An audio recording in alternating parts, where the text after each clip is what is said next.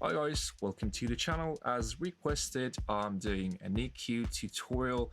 I think this is going to be a course because there are so many things we need to cover.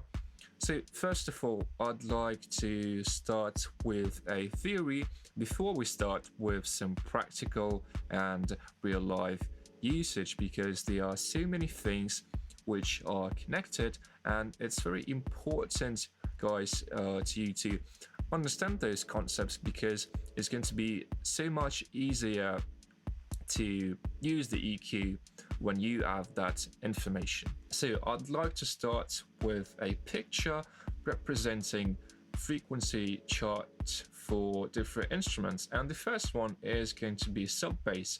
So there are many ways you could do your bass when you are making music. I usually go with one track, but there are also many people who like to make a separate sub bass. For example, it's completely okay to use both of those methods because they both work. For the sub bass, it's usually from 20 to 100. What I tend to do is I usually cut around 30 hertz because you don't usually hear those frequencies on on small speakers, on small headphones. And there's always a debate if you want your track to sound loud or if you want your track to have a lot of bass. So my recommendation here would be to cut at least 20, but I usually do for the bass I cut around 30, and for the kick I'm cutting around 40. So I'm going to do like that. Yeah, so kick.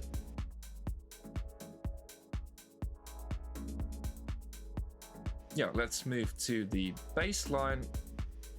And for the bass line, like the top layer, I would say you need to cut around 1 to 200. Really depends on the sound, but in most cases I would usually do around 200. So my sub bass would be from 20 to 200, and the top layer would be from 200 and could be to 12k. Just you could do as you want.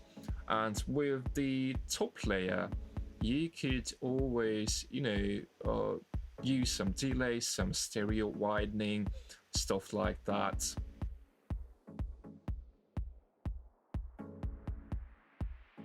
So the next thing I'd like to talk about, I'm going to skip the bass guitar. I'm going to talk about electric guitar. So for the electric guitar, I would usually cut around 60, so like that. You could try and cut around 100, really depends on the sound and the result you want to get. So maybe if you're going for some sound design, yeah, you can try and do that, but I wouldn't really recommend cutting more than 100 because it's going to sound very weak, and we obviously don't want that.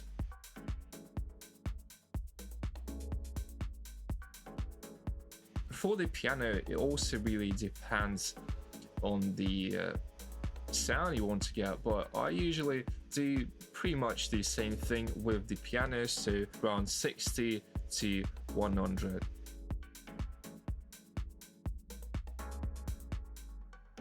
I do use brass instruments in my tracks, and I usually cut around 60 to 100, so also really depends on the sound you want to get.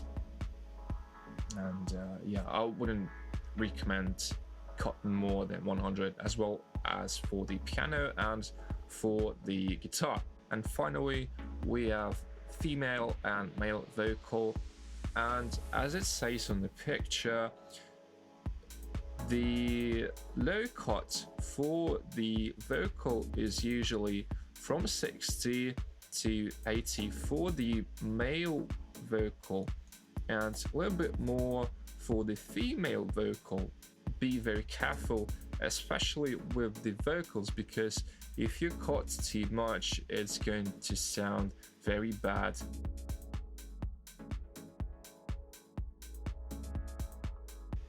This picture represents pretty much the same thing, but with a little bit different approach. So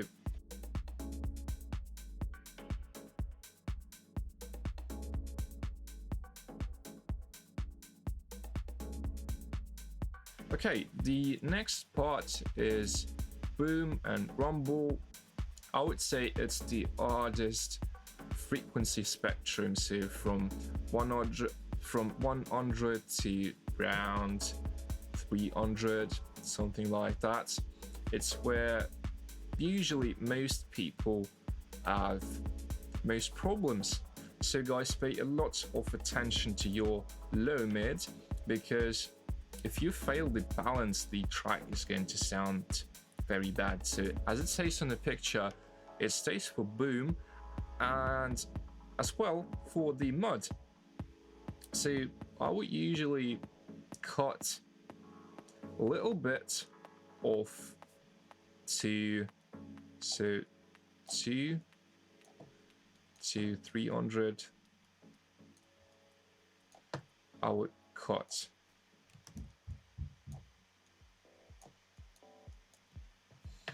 So for the mud.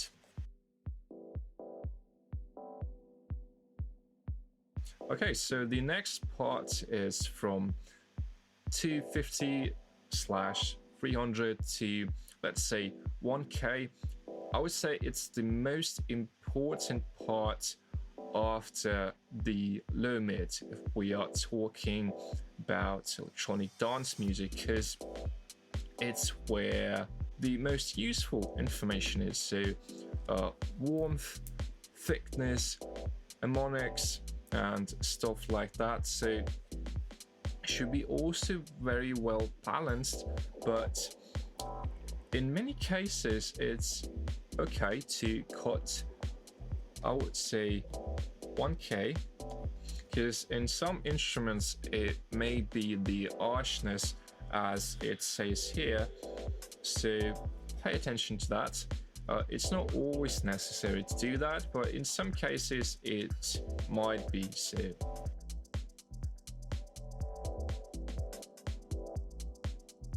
Okay, so the next part is clarity / presence / harshness, and I would really recommend paying attention to the 3K, because it's usually where the most unpleasant frequencies are, because especially in the guitar, in the drums, very often.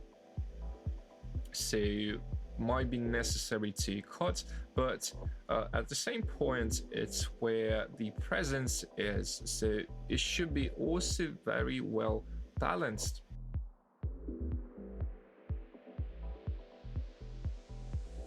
And the next part is more about presence, so usually it's not as unpleasant as 3K, but some resonances, like from, let's say, drums, synthesizers, maybe belts, like synthetic belts, if you are, for example, using Omnisphere and other synthesizers. So it might be necessary to control the frequencies here as well.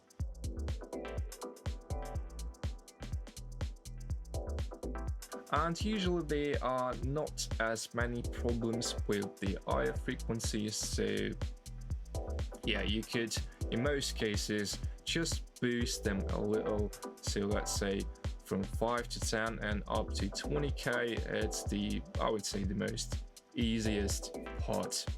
And the next thing I want to talk about is different types of equalizers, because they can sound like very, very different. And we need to understand what kind of equalizers we could use in what cases. So let's open to Ableton.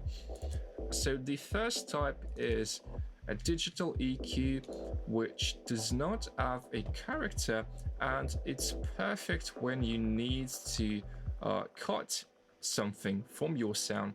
And a good example to digital equalizers is Ableton's stock EQ. And let's take one more.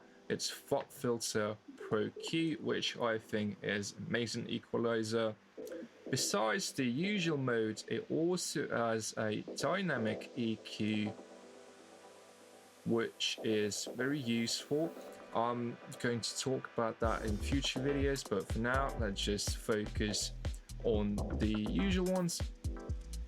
So it also has some modes, so zero latency, natural phase, and linear phase. We're going to talk about that in kick and bass EQ video. So yeah, I think we are done with the digital ones.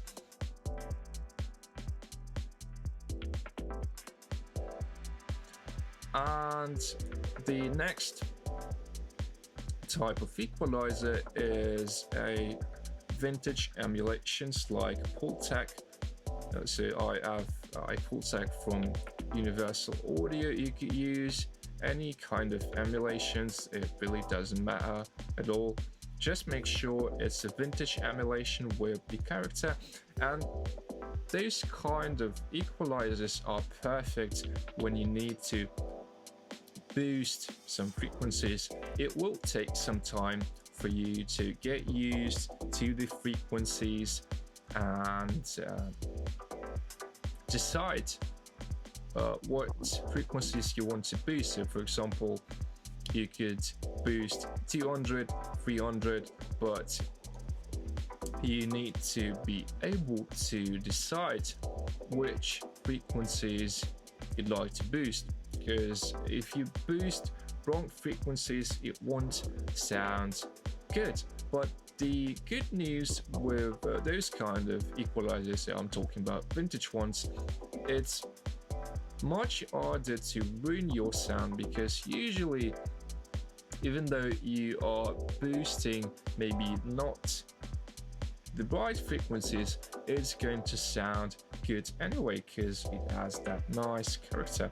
And also it's very nice to cut frequencies with this kind of EQ, because they have that character. I'm starting to repeat myself a little, but yeah, that's the concept.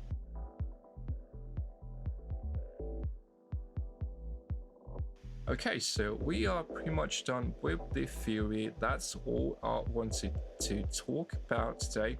I think in the next part, we are going to start EQing our kick and bass with the theory as well.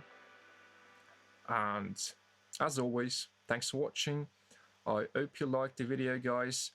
Hit that like and subscribe button if you did like the video, and see you guys in the next one.